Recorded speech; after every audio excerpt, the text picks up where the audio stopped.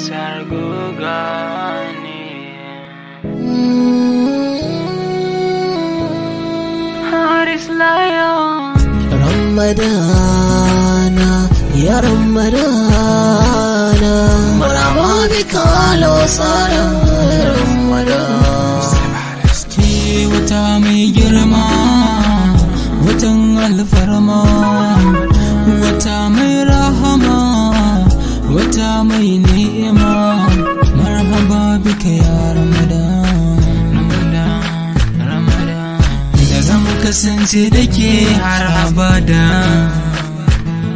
Ramadan akwai rama a ciki, akwai nema a ciki. Kana da shi ka bada, baka da shi Allah zai baka. Ni nema bida kun Allah, kai na fila kai ya zikara. Dan uwa ka gyara kabarinka, kafin mutuwa ta zo gare ka.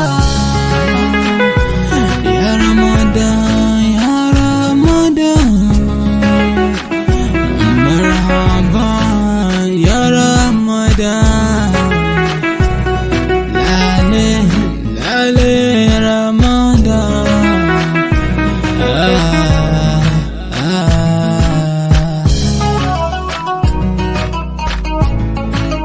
damar mukar ta wuce, damar so ɗaya take duka shekara.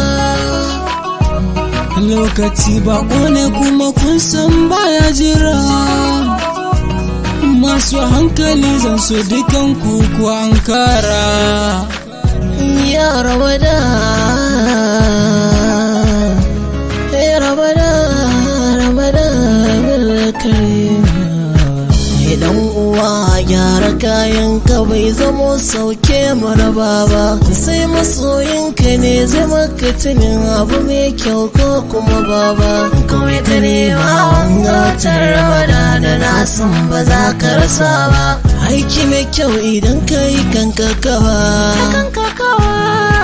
salati karatun Kur'ani mu yau da yawa. Yin asuwaki akwai falala da yawa. Ni kana da ummata ya ta yake, ina da mata ta ya ta nake.